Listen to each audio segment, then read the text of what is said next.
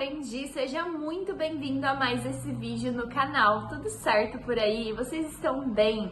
Porque é o seguinte, nesse vídeo a gente vai conversar sobre os nossos amados coléricos, nossos líderes explosivos executores. Se você é um colérico ou se você está em dúvida se é colérico, assista esse vídeo até o final, porque eu vou trazer as principais diferenças em relação aos demais temperamentos e também vou te dar uma ajuda, aquela força para você conseguir segurar os seus impulsos naturais, traçar boas estratégias para tirar o melhor de você. Ah, Mari, mas eu já sou bom.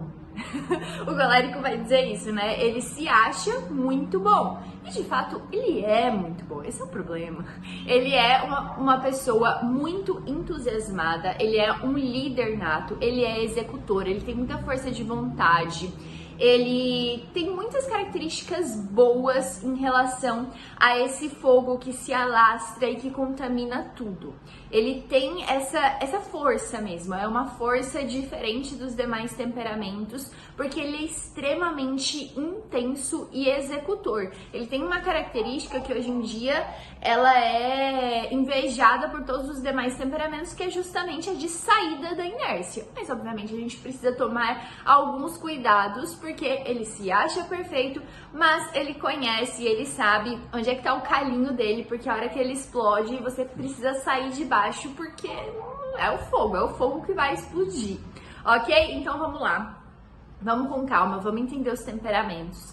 Já deixa o seu like, se você tem alguém aí da família ou alguém próximo de você que é colérico também, vamos entender como lidar com essa pessoinha maravilhosa, porque eles contribuem. Eu falo que cada temperamento tem uma contribuição diferente dentro de um ambiente. E aí, o colérico é alguém que tem uma contribuição muito intensa, muito forte. E você muitas vezes precisa dar espaço para que ele, para que ele seja executor, para que ele seja proativo, entusiasmado. E outras vezes você precisa trazer perguntas, dúvidas para a vida dos coléricos, porque às vezes eles têm muitas certezas de que tá tudo certo, de que ele é muito bom. E essas dúvidas, de uma forma assim bem inteligente, podem trazer para ele algumas reflexões, algumas análises que sozinho ele não iria parar para fazer, ok? Então, coléricos: entusiasmado, líder, executor, rápido, intenso, explosivo, extrovertido, ele é pra fora, né? Assim como o sanguíneo, então os dois são quentes. A quentura significa que eles se expandem de forma rápida, então tanto o ar quanto o fogo se expande de forma rápida, ele se alastra sem dó. E por conta disso, eles são extrovertidos, eles têm as relações externas deles, são algo que eles gostam, que eles se sentem confortáveis vivendo no mundo externo, conversando com as pessoas, trazendo ali suas opiniões, eles têm opiniões muito fortes. Não ouse duvidar de um colérico, porque ele tem opinião muito forte. Eles são, então, quentes e secos. Essa quentura que é compartilhada com o sanguíneo. E qual que é a diferença então? O sanguíneo é úmido e o colérico é seco. A umidade no sanguíneo faz com que ele seja mais maleável, mais adaptável. Ele vai esquecer muito fácil de algo que você fez para ele, que o incomodou. Agora o colérico não. O colérico ele é rígido, ele é muito mais profundo que o sanguíneo. E por conta disso, ele é mais vingativo, ele é mais rancoroso. Essa é a diferença principal entre o colérico e o sanguíneo. Outras características importantes dos coléricos: ele vai te falar o que pensa sem pensar duas vezes. Às vezes, antes de pensar, ele já tá soltando, ele já tá colocando em palavras. E isso pode ser positivo de um lado, né? Ele é muito sincero, mas pode ser negativo de outro, porque a gente precisa aprender a autodominar os nossos impulsos. Então, o colérico, ele vai ter essa qualidade, todas as nossas qualidades e os nossos defeitos, eles se convergem de certa forma. Às vezes é uma única coisa só. Por exemplo, a determinação. A determinação do colérico pode ser vista como algo bom, uma qualidade, mas por outro lado ele é extremamente teimoso, que é um defeito, certo? Então a gente tem os dois lados, o bom e o ruim da mesma moeda. Tudo vai depender da pessoa por trás, comandando tudo isso, se autodominando, controlando os seus impulsos e as suas qualidades e defeitos, conhecendo até onde ele pode ir. Então é difícil controlar o fogo. Eu imagino que dentro do colérico seja muito difícil controlar esse quente que vai subindo e o pavio dele é muito curto, queima um pouquinho e ele já vai precisar explodir. Mas é preciso fazer isso, e à medida que você treina várias e várias vezes, vai ficando mais fácil. É estratégico para o colérico tomar cuidado com situações em que os ânimos estejam ali aflorados, porque ele sabe que é mais fácil para ele explodir, é mais fácil para ele talvez arrumar um problema ali com uma pessoa que ele gosta muito, se ele for dar a própria opinião. Então às vezes é melhor ele se afastar, ele ir para o cantinho, ele respirar fundo, não escutar, porque ele pode estar certo e ele vai achar que ele está certo, mas muitas vezes a gente precisa aprender a dar o tempo para outra pessoa, dela perceber o problema que ela está vivendo ali. Então o colérico precisa acalmar o coraçãozinho. Bom, a diferença então principal do colérico e do sanguíneo é isso. O sanguíneo é muito esquecido, muito devagarzinho, assim, no sentido de sem noção. Ele é acelerado, igual o colérico, por conta da quentura, mas ele é mais sem noçãozinha. O colérico, ele já tem ali a rigidez, a profundidade que faz com que ele seja rancoroso, vingativo, obstinado. Ele é muito obstinado, essa é uma palavra que caracteriza um colérico, a obstinação, a impaciência. Aí a gente vai para a parte seca, né? Então, eles são muito mais radicais, ele controla, ele gosta de controlar tudo, situações, ele gosta de controlar pessoas, o que não é de tudo ruim, porque é bom quando a gente tem uma pessoa que toma o comando da situação e fala assim, não, calma, eu vou resolver isso aqui. É muito bom ter um colérico na vida, porque ele fala, eu vou resolver isso aqui, calma aí, vamos dar conta. Uma pessoa, por exemplo, um companheiro, né, uma companheira ali do colérico pode se sentir meio controlada. E isso vai depender muito de como ela vai enxergar. Se ela vai enxergar como uma coisa boa ou uma coisa ruim. A minha mãe é colérica, então eu sei muito bem o que é isso. Essa necessidade de controle, que na verdade é um cuidado muito grande. É porque ele quer que seja do jeitinho dele.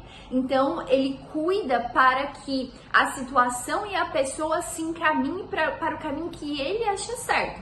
Mães coléricas, pais coléricos precisam tomar muito cuidado com as crianças que têm em mãos. Por quê? Se eu não fosse sanguínea e o meu irmão fosse colérico, se a gente tivesse um temperamento frio, a minha mãe ser mãezona, leoa, que faz absolutamente tudo por nós, teria sido muito ruim pra gente.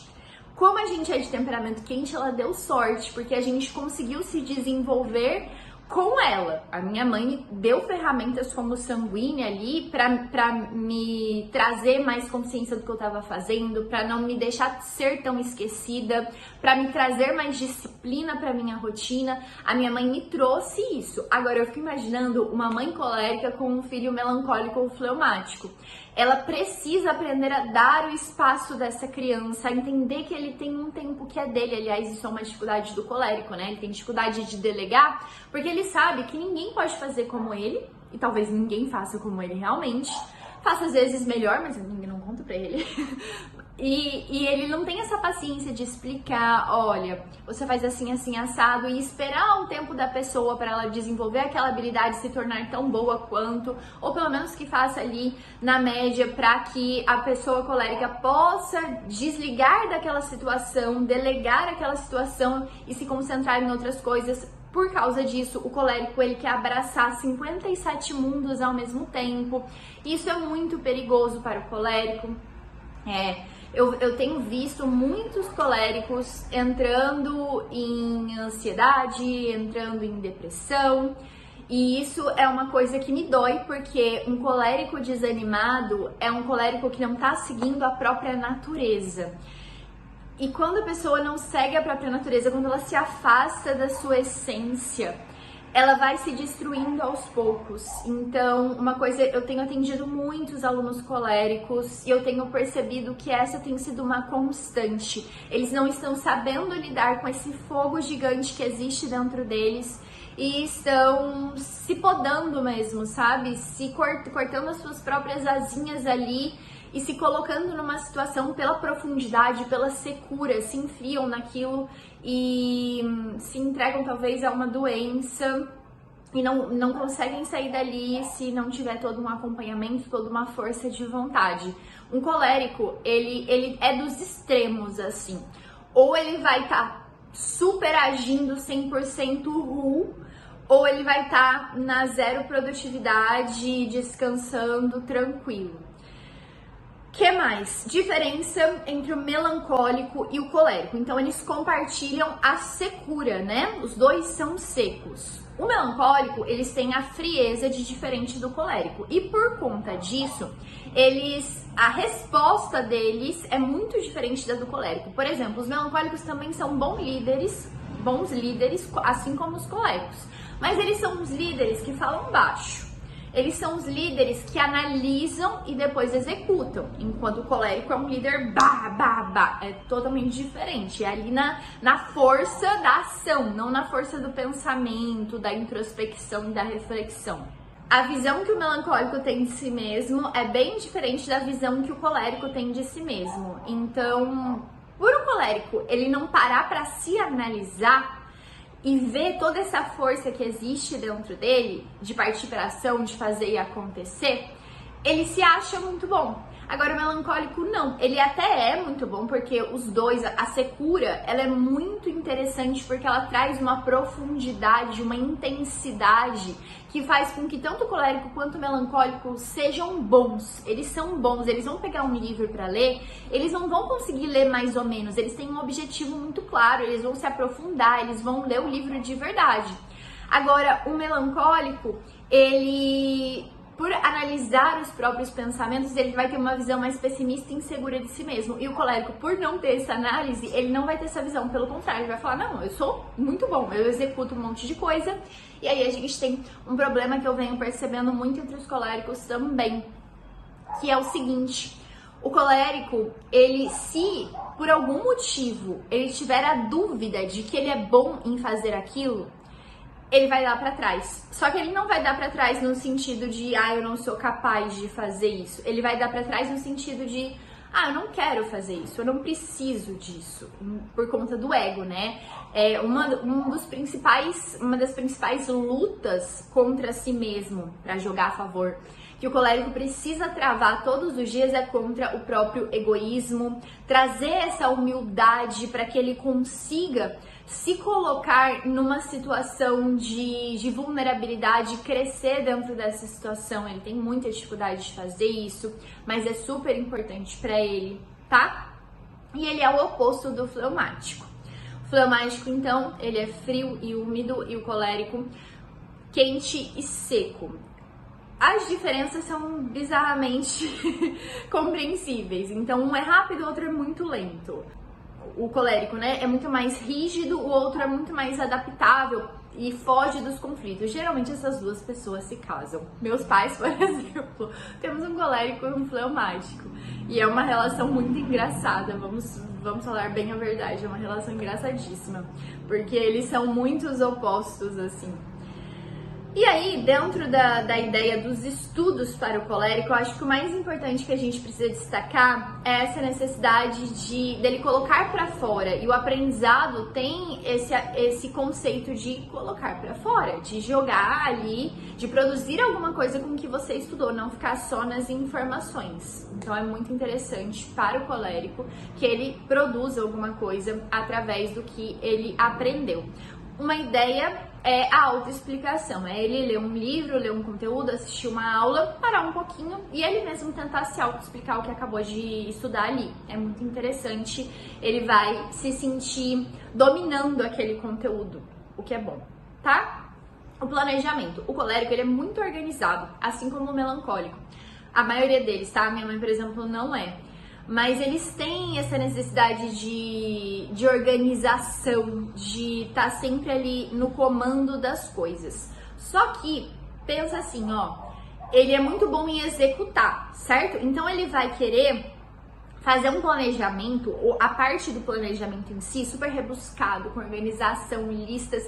Se ele for para esse lado, ele vai se perder e ele não vai executar o que está no planejamento e vai focar muito na ação de planejar em si. Não pode. O planejamento do colérico precisa ser rápido e simples. Rápido e simples, nada de inventar um monte de aplicativo, um monte de tririri ali pra só bagunçar a sua vida. O segundo nome do colérico é praticidade. Então, o planejamento precisa acompanhar essa rapidez, essa impulsividade e intensidade do colérico. É importante que ele tenha um momento para analisar e ele vai precisar, às vezes, até de uma equipe para fazer isso junto com ele, para puxar ele para essas análises, senão ele vai estar sempre só executando. Ou alguém próximo da família, né, fazerem ali umas reuniõezinhas para saber como é que ele tá indo, porque ele sozinho ele tem uma certa dificuldade de se autoavaliar, tá? Então, planejamento simples, autoavaliação frequente. É importante para ele ir se ajustando e não só fazendo e não vendo resultados. E uma meta muito clara. Colérico sem meta clara, ele vai se perder, ele vai desistir, ele vai se frustrar. Não pode. Uma meta muito clara de onde ele quer chegar é importante. Ok? Gente, tem muito mais coisa para falar sobre os coléricos, mas tem vários outros vídeos aqui no canal sobre isso, especificamente do colérico estudando, especificamente do colérico se planejando e outros assuntos relacionados aos temperamentos e aos coléricos.